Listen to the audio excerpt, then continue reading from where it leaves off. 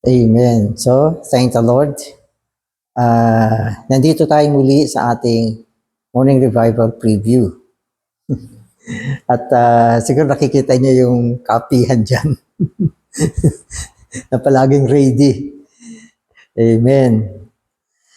So mga kapatid, para sa ating Morning Revival Preview, ang ating schedule ngayon ay Week 8, Day 6. Amen. So as usual, babasahin ko na yung mga Bible verses natin. 2 Timothy 4:8. There is laid up for me the crown of righteousness, with which the Lord, the righteous judge, will recompense me in that day. And not only me, but also all those who have loved His appearing. Ang ganda ng verse na ito. Dito sa verse na ito, binanggit ni Paul. Si Paul ang sumulat nito, si Apostol Pablo. Sabi niya, nakahanda na sa kanya ang putong ng katwiran, crown of righteousness. Hinanda na ng Panginoon yan. Nang ibig sabihin, itong crown of righteousness, reward ito. So, bukod pa sa salvation na natanggap ni Paul, meron pang additional na reward na ibibigay ang Panginoon sa kanya. At inihanda na yan ng Panginoon. At bihira kasi yung buhay ka pa, alam mo na meron kang gantimpala eh. Pero si Paul, bago siya nawala, isa siya sa mga nagkaroon ng kasiguraduhan na nagawa niya ang kanyang takbuhin. At dahil diyan, dineclare niya, meron ng crown of righteousness na inihanda ang Panginoon sa kanya. At dito, tinawag niya ang Panginoon na righteous judge. Isang makatwirang hukom. Kasi itong reward ay igagawad sa kanya ng isang hukom. At itong hukom na ito ay makatwirang hukom, na ang ibig sabihin, ibibigay niya itong putong ng katwiran kay Pablo bilang hukom ng katwiran. So yun, ang ibig sabihin, karapat-dapat si Paul na gawaran ng putong ng katwiran. At ito ay isang recompense. Okay.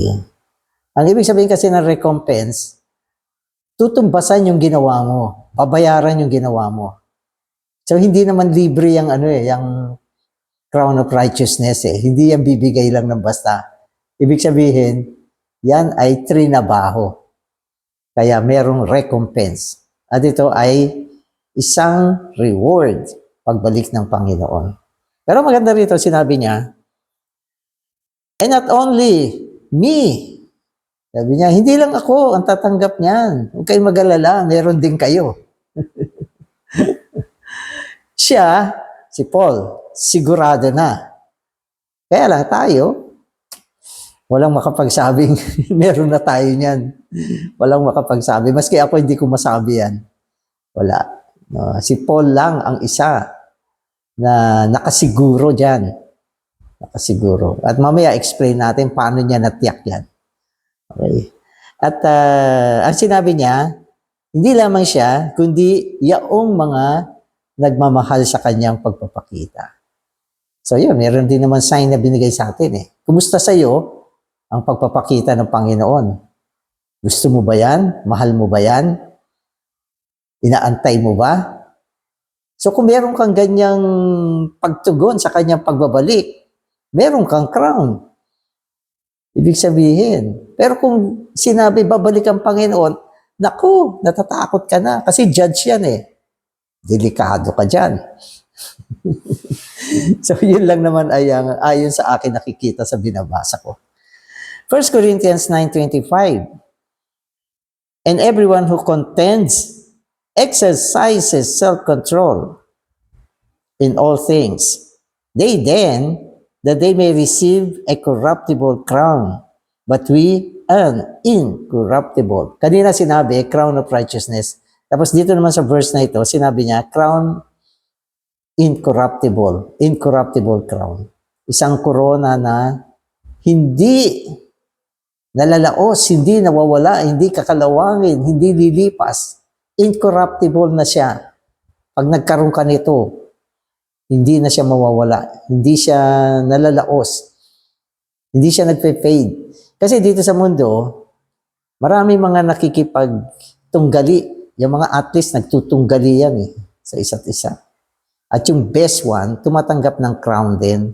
Yung mga trophy, mga crown, mga medal, binibigay yan sa mga paligsahan, sa mga games. At pinakamataas na games ay ang Olympic. Pag nakakuha ka ng gold dyan, ibig sabihin, ikaw ang pinakamagaling dun sa particular na game na yan. So, ganon. Pero pagkalipas na ilang panahon, wala na yan. Sasabihin lang, noong 1965, ikaw ang champion. Pero pagkatapos napalitan ka na, wala na yung ano mo. Alaala na lang yan. At yung medal, wala na rin yan. Mawawala na rin yan. Display mo yan. Kung totoong ginto yan, baka manakaw pa yan, mawala pa yan. O baka coated lang yan, mangingitim yan. Maging trophy, ganyan din. Pero ito, incorruptible. Kasi alam nyo, tayo mga believer, ito sa pananaw ko lang naman, lahat tayo mga naligtas ay magsasama-sama sa bagong Jerusalem. Yung mga hindi nagtagumpay, kasama rin doon. At yung mga nagtagumpay, nandoon din sa New Jerusalem. At yun ay ang walang hanggang pagpapasok doon ng Diyos sa mga believer, ang bagong Jerusalem. Pero may palagay ako, sapagkat hindi naman lahat ng believer nagtamo ng crown of righteousness na tinatawag natin, itong crown of righteousness ay unfading, incorruptible, unfading.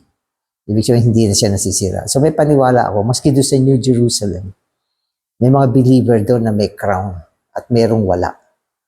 At yun ay tungo sa kawalang hanggan. Ano ko lang naman yan, hindi ko naman sinasabing tama ang interpretation ko. Ako kasi sumusunod din sa ministry. So, bagamat hindi ko pa nabasa yung ganyang sinasabi ko. Pero batay sa sinasabi niya na yung crown ay incorruptible, hindi siya mawawala sa ulo mo. Hindi siya mawawala na sa iyo. Sapagkat lahat ng mga incorruptible ay eternal.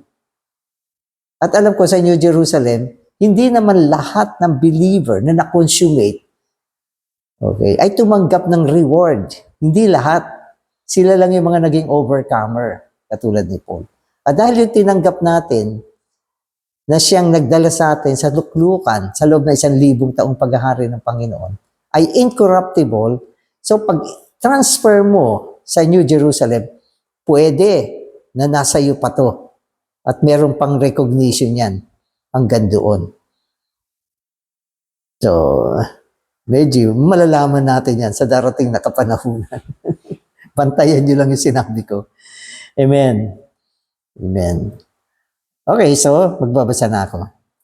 The crown is a symbol of glory, is given as a prize in addition to the Lord's salvation, to the triumphant runner of the race. In contrast to salvation, which is of grace and by faith, this prize is not of grace nor by faith, but is of righteousness through works. Amen.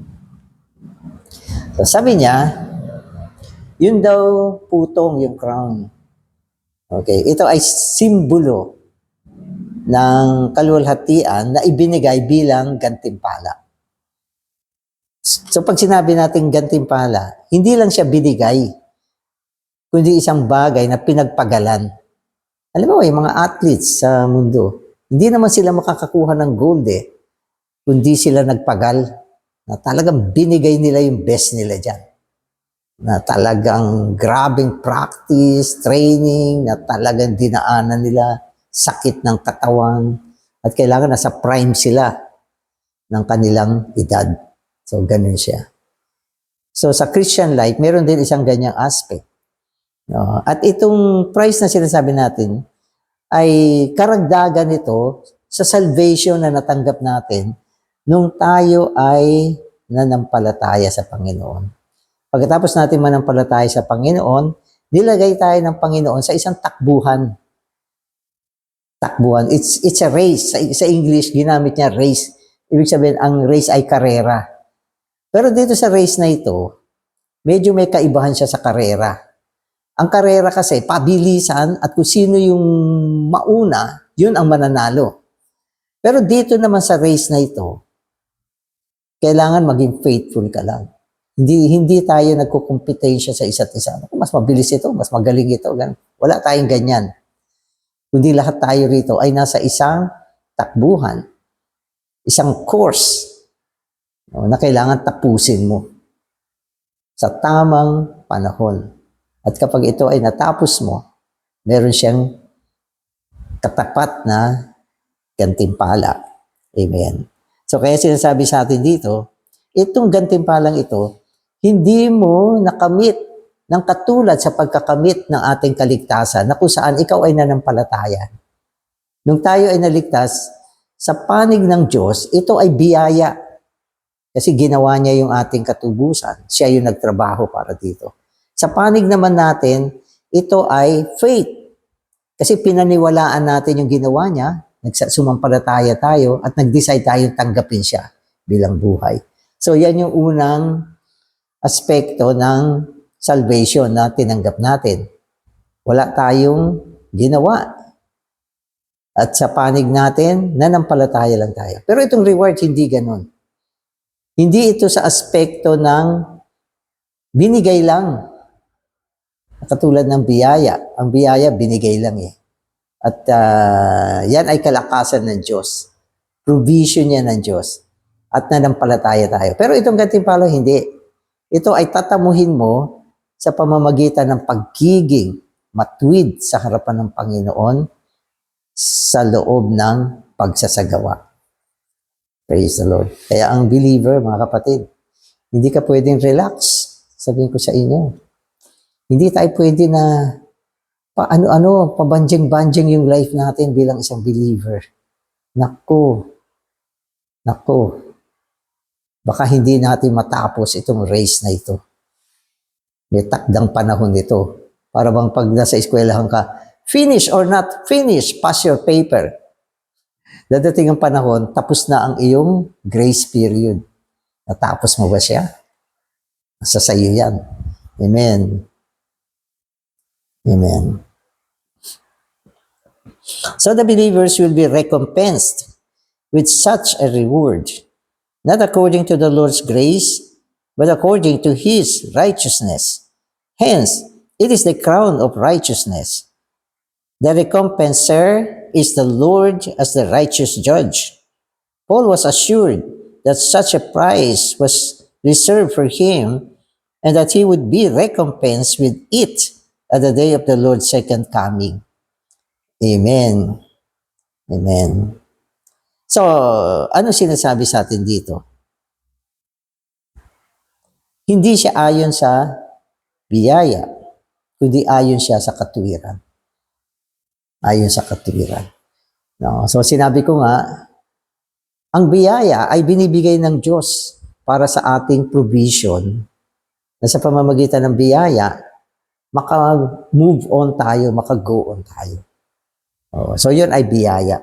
Ibig sabihin, lakas, karunungan, okay, at nandiyan dyan lahat ng mga pabor na ibibigay sa ng Panginoon. Yan ang total ng biyaya niya. Pero yun naman righteousness, ito naman ay ang pagiging matuwid sa harapan ng Diyos. Katwiran ito. So sa loob ng katwiran, meron kang ginagampanan. Sa loob ng katwiran, ikaw ay nagpapagal. Sa loob ng katwiran, dapat tama ka sa mata ng Diyos. Kaya pagdating niya, ang sabi rito, siya ay isang righteous judge. Ibabatay niya kasi ang kanyang desisyon hindi sa pag-ibig, kundi batay sa righteousness. Mahal tayo ng Panginoon, wala naman duda yan. No, niligtas niya tayo dahil mahal niya tayo. Pero sa panahon ng pagbibigay ng reward, hindi ito batay sa pag-ibig. Naku, mahal ko to, paborito ko to. Hindi ito katulad ng ibang mga magulang. Mahal niya yung isang anak niya kaysa sa iba. Malaki mana niya. Favoritism. Pero sa ating Diyos, bilang hukom, hindi siya hahatol ayon sa ganyan. Kundi gagawin niya ang kanyang paghahatol sa pamamagitan ng katuwiran. Nagpagal ka, karapat dapat kang bigyan ng reward, dapat kang bayaran, babayaran ka niya. Tamad ka, at hindi ka nag-aasikaso, ikaw ay swail, hindi maganda ang iyong pagiging Kristiyano sa panahon na ito. Mahal ka ng Panginoon, pero hindi niya igagawad sa iyo ang reward sapagkat hindi mo na-satisfy ang kanyang katwiran. Amen. So lahat ng ito ay mangyayari sa pagbalik ng Panginoon bilang hukom ng katwiran. The Lord's appearing, His coming back, is a warning and encouragement and an incentive to us. We should love it and look forward to it and eat with earnest expectation and joy. Amen. So tama naman ito. Ang pagpapakita ng Panginoon, okay, ito ay ang kanyang pagbabalik. Sa isang banda, ito ay babala. Diba? Pag sinasabi natin, malapit nang dumating ang Panginoon, kailangan magbangon ka, bumangon ka na. Oo, magsumigasig ka na, maghabol ka na. Ibigay mo na lahat ng kaya mo kasi ang time ay maiksi na. So, merong ganyang aspect ang pagbabalik ng Panginoon. It becomes a motivation. Namomotivate ka, napapalakas ka, na-encourage ka, na-realize mo maiksi na ang panahon. So, naalala ko yung isang brother noon, alala ko. Palagi siya nasa cellphone.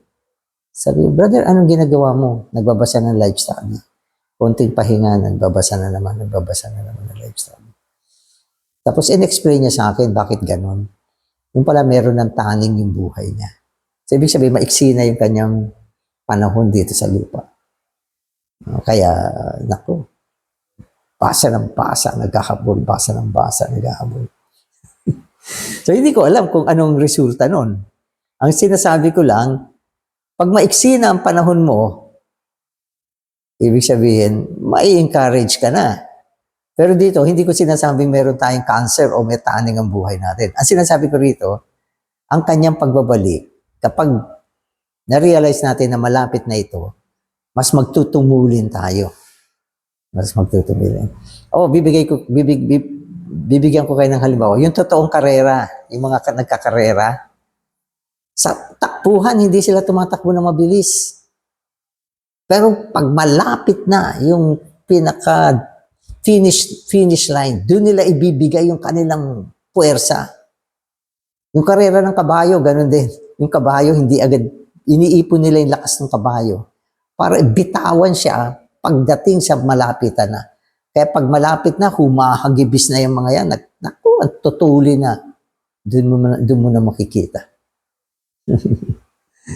Kaya meron ganyang aspekto ang pagbabalik ng Panginoon. Pero kung sa akin naman, huwag mong gawin yun.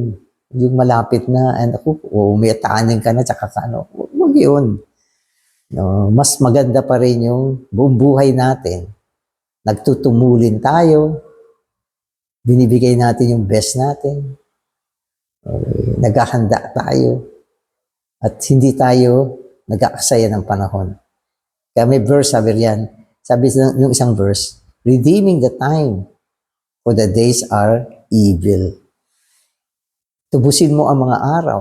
Ibig sabihin, gamitin mo siya. Importante yan. Precious siya mga araw. Gamitin mo siya para sa paglago ng buhay, pag-church life, paglilingkod, gamitin mo siya. Sapagkat ang mga araw ay masama. Ang ibig sabihin, pag hindi mo siya ginamit, magiging masama ang araw para sa iyo. Sapagkat si Satanas, 24 hours, night and day, ay gumagawa upang tayo ay sirain. Kaya ang araw ay masama. Amen. So, tutuloy ko itong basa. Sabi niya, Amen. So, where am I? Okay, so sabi niya, the Lord's appearing is coming back is a warning, an encouragement, and an incentive to us. So, ang pinakamaganda, yung pagbabalik ng Panginoon ay isang incentive. Pakinabang yan para sa atin. Kapag nagawa mo na ang pagbabalik ng Panginoon ay isang pakinabang sa iyo, mamahalin mo ang kanyang pagbabalik. Na alam mo na naibigay mo yung pinaka-best mo at ang kanyang pagbabalik ay isang malwalhating bagay sa iyo. Mamahalin mo siya. Kaya mayroong mga nagsasabi, Lord, bumalik ka na. Lord, kailan ka babalik? Panginoon, inaantay na kita. So, ganun yun. Diba? Alam mo yung mga buhay ng mga estudyante. Ang mga estudyante kasi mayroong mga dalawang klase yan eh. O mayroong tatlong klase. O dalawang klase na lang.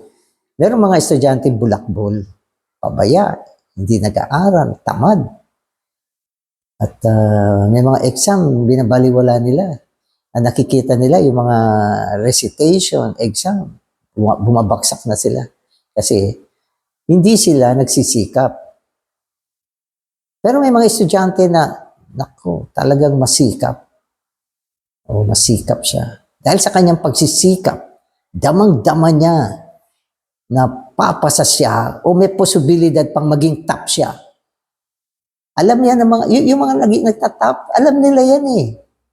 Hindi na sila nasusurprise dyan. Pagdating ng panahon nung araw kami, nag-aaral kami, lahat ng examination, nire-recite yan. Mula sa baksak hanggang pataas ng pataas. Yung pangalan mo hindi pa natatawag, ibig sabihin nandun ka sa tuktok. At yung mga magagaling talaga, tahimik, pero alam nilang nandun sila sa tuktok. Hindi yan isang bagay na, naku, nakakatakot. Pag yung mga natatakot na ganyan, ay delikado. Pero meron talagang mga magagaling na alam nila andun sila sa tuktok. Palagi nasa tuktok. At nagsusunog ng kilay yan. Nag-aaral talaga yan. Alam ko yung mga ganyan mga strategy.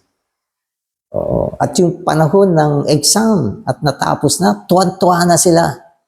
Inaantay na nila yung resulta. Kasi alam nila na noong panahon ng exam, grabe ang kanilang mga pagsagot. Perfect. Sige. Kaya alam na nila yun. Ando sila sa tuktok. Tayo, mga kapatid, more or less, mararamdaman mo na rin yan. At malalaman mo na ang pagbabalik ng Panginoon ay isang maluwalhating bagay. Kaya sabi ni Paul, those who love the Lord's appearing. Amen. Amen. Today's reading na ako, not many believers realize that when the Lord Jesus comes back, He will not come as the merciful God or as a gracious Savior, but as a righteous judge. We must declare the fact that when the Lord comes back, He will be the judge of all, both believers and unbelievers. Amen. So mas marami nakakaalam nito na sa panahon ng pagbabalik ng Panginoon, siya ay magiging isang righteous judge. Hindi ko lang alam sa ibang mga believer, kasi iba-iba yung mga teaching ng mga believer. Meron yung mga believer na hindi masyadong pure ang pagtuturo ng mga leader nila. Alam ko nga yan, may mga believer na, naku, pag na-save ka na, okay na lahat. Huwag na kayo mag-alala, hindi na kayo mapapahama. Magwala na kayo, hindi naman magwala, kundi basta kumpiyansa kayo, hindi na kayo mapapahama. So mayroong mga ganyang pagtuturo. Pero may mga nagtuturo ng tama. Mga kapatid, sa panahon ngayon, ang ating Panginoon ay Diyos na ng biyaya at awa. Ang kanyang trono ay trono ng awa at biyaya. Tama yan. Pero sa kanyang pagbabalik, hindi na ganyan. Siya ay babalik bilang hukom. At lahat tayo ay dudulog sa kanyang paghahatol. At hahatulan niya tayo ayon sa ating Kristiyanong buhay ngayon. Tama yan. So, kung ganyan ang pananaw mo, tama yan. Hindi ka nagkakamali. Hindi na siya magiging isang maawaing hukom, kundi makatwirang hukom sa kanyang pagbabalik. Yan ang haharapin natin. Kaya, dahil dyan, ma-encourage tayong sumulong. According to Matthew 25, all of the Lord's servants will have to give an account to Him. The Lord will either say, "Well done, good and faithful slave," or "Evil and slothful slave." In His righteousness, the Lord will decide whether or not we will receive a reward. Amen. Sa pagbabalik ng Panginoon, lahat tayo, okay, ay makikipagtuos sa Kanya, makikipagkwenta. Kwentahan na yan. At walang pwedeng itago. Sa panahon ngayon, computer worlds, pag gusto mo makita yung mga record mo, tinitignan lang nila yan sa computer.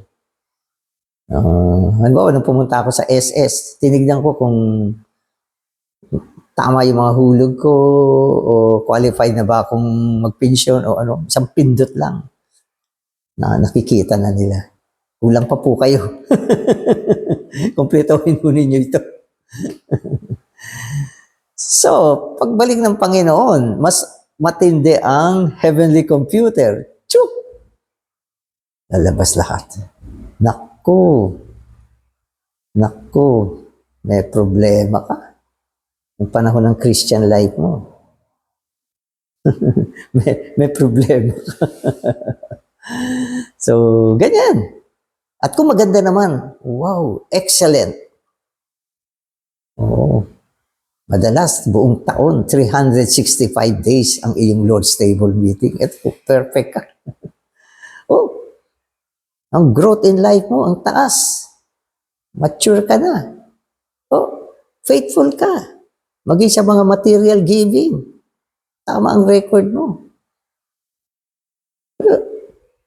Ikaw ay nag-aalaga ng mga kapatid, nag-shepherd ka. Ang dami na save dahil sa'yo. Ang dami, lalabas lahat yan mga kapatid. Walang nakatago. Record yan eh.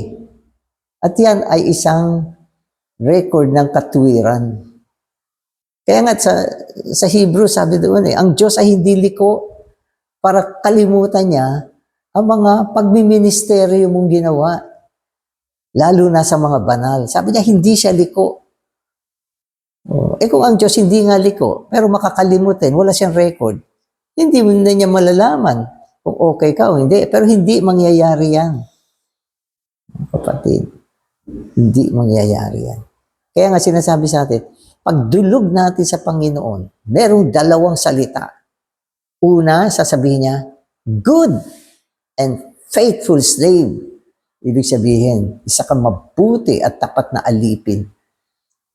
Sapagkat sa posisyon natin, bilang mga believer, tayo ay nasa ilalim ng Panginoon. Tayo ay mga slave.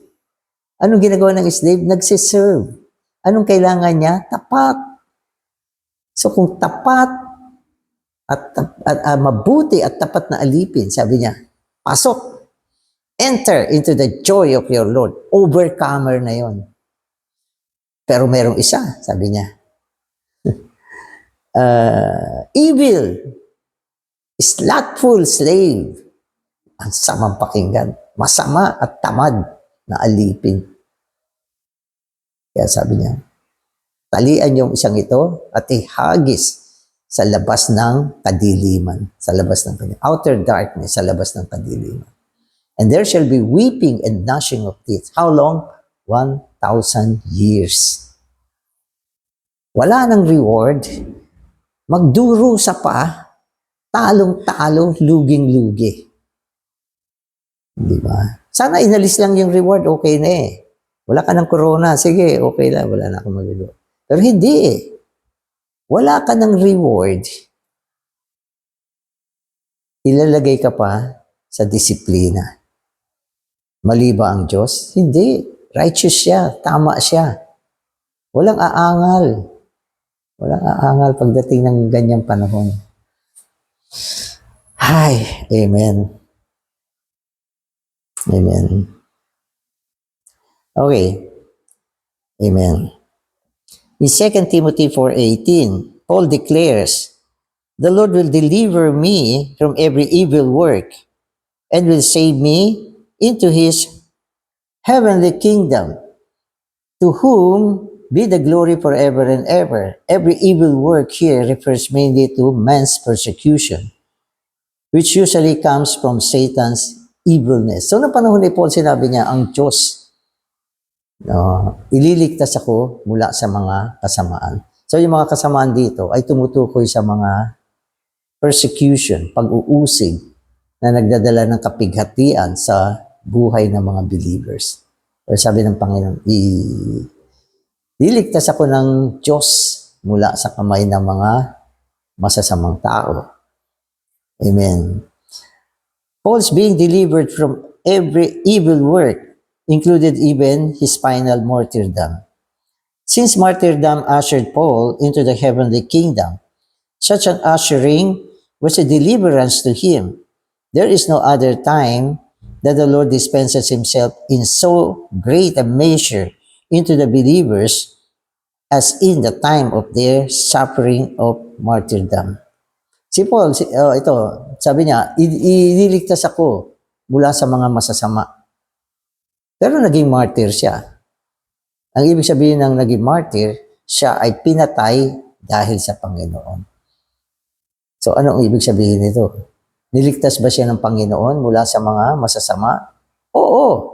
Kasi ang kanyang pagkaligtas, ang kanyang pagiging na martyr, ay isang gawa ng Panginoon upang dalhin siya sa walang hanggang kaharian.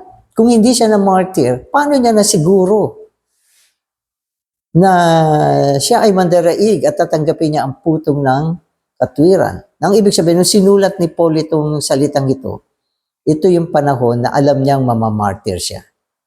Nasa isang kondisyon na i-execute siya. Pero bagamat siya ay mamamartyr, sinabi niya, ililigtas ako ng Panginoon mula sa kamay ng masama tungo sa makalangit na kaharian. So yung tungo sa makalangit na kaharian, yun ay isang kaligtasan ni Paul. Na bagamat siya ay na-martyr, pinatay, subalit yun ay nagdala sa kanya sa makalangit na kaharian. Kaya walang hihigit. Okay, sa sitwasyon ng pagiging martyr, no, walang hihigit dyan. Walang mas malakas pa kaysa dyan. At yan ang isang kasiguraduhan na ikaw ay overcomer. So lahat na na-martyr, mga nagkusang binigay ang kanilang buhay sa Panginoon, hindi sila umatras, hindi nila tinakwil ang Panginoon, lahat ng ito ay mga overcomer at tatanggap ng gantimpala sa pagbabalik ng Panginoon. Amen. Whenever the believers suffer persecution, encounter afflictions, and even suffer martyrdom because of their loving the Lord infuses and dispenses all His riches into them so that they may be strengthened to overcome and be delivered from every evil work. Such a deliverance is what we believers should believe in, hope for, and experience. And it is also what the Lord is pleased to give us. Amen. So marami mga believer hinuli, in-execute, at napatay bilang mga martyr, no, dahil sa kanilang pag-ibig sa Panginoon. So marami yan. Noong panahon ng Roman Empire, ang daming believer na pinatay. At itong mga pagpatay sa mga believer, nangyayari pa rin hanggang ngayon. Lalo na sa mga lugar na hindi Kristiyano ang mga tao. No, para sa kanila, ibig sabihin, ang pagpatay sa mga believer ay kasiyahan ng kanilang paniniwala. Pero sa panig naman natin, ito ay isang deliverance tungo sa makalangit na kaharian. Kaya ang Diyos natin, no, bagamat may mga tao na martyrs, pero sa panahon ng kanilang martyrdom, pinupuspusan sila ng Diyos ng kasaganaan. Kaya walang na martyr na nagpupumiglas, natatakot. Wala, ang tatapang nila sa panahon ng execution. Kasi puspos sila ng espiritu. Puspos sila ng espiritu. So, hindi natin mapaniwalaan, pero yan ang totoo.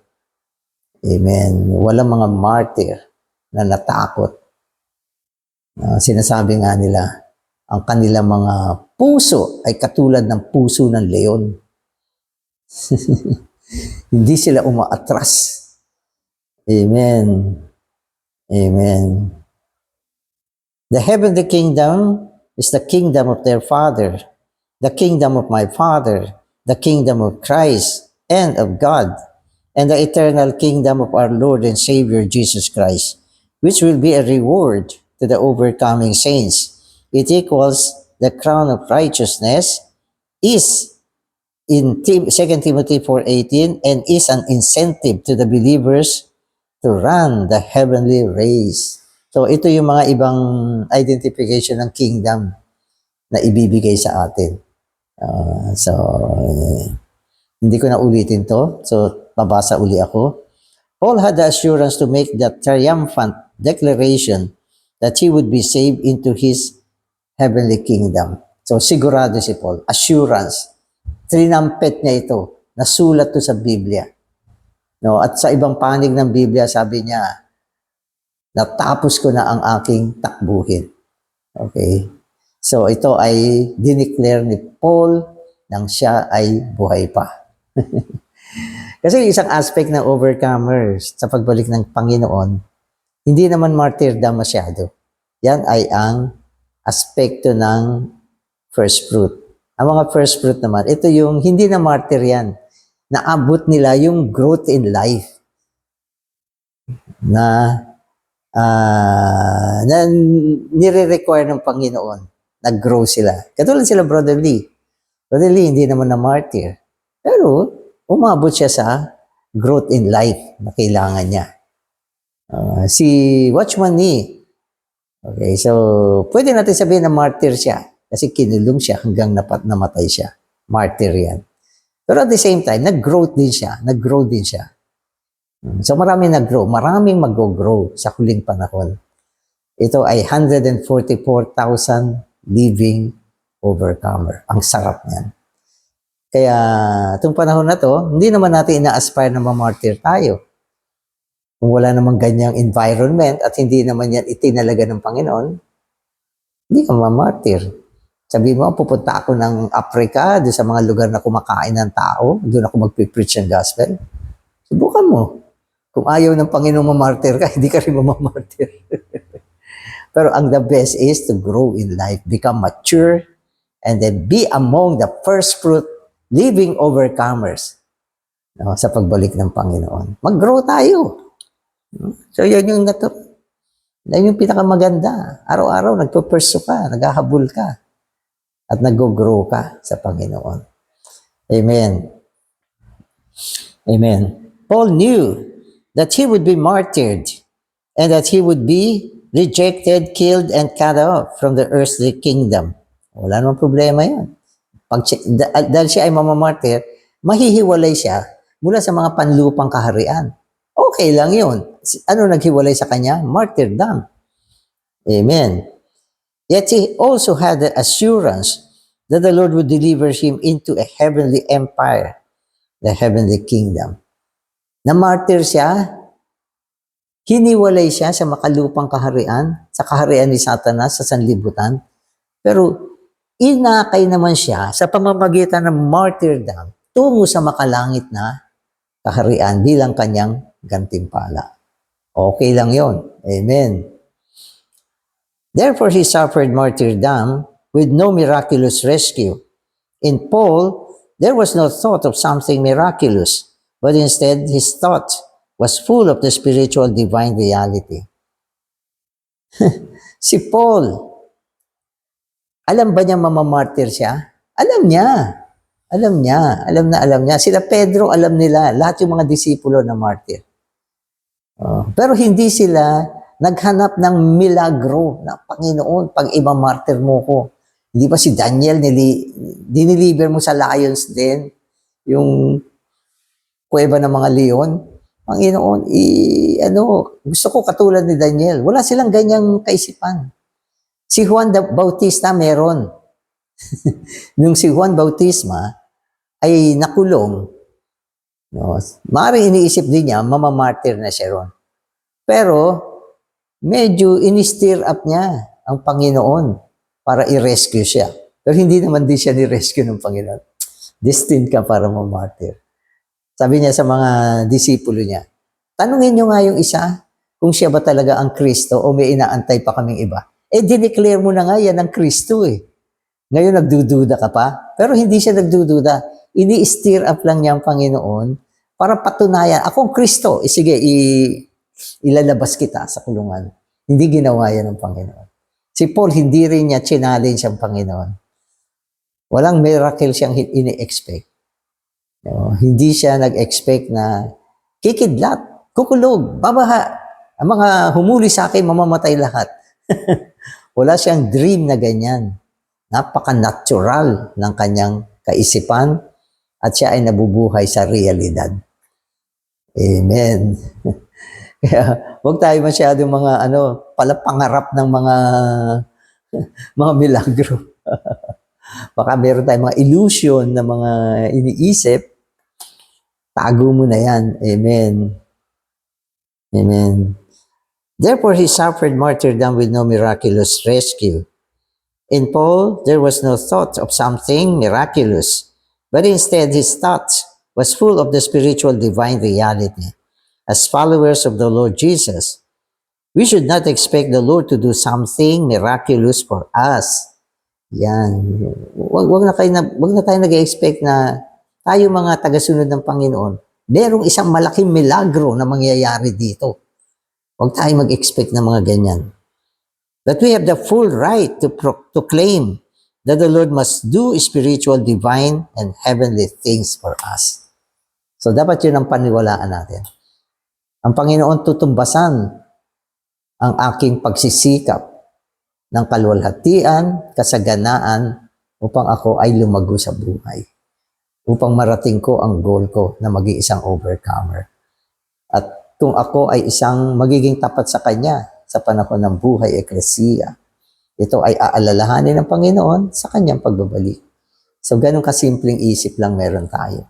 Simpleng Kristiyano na tumatahak sa landas ng kaharian at ng katwiran. Amen.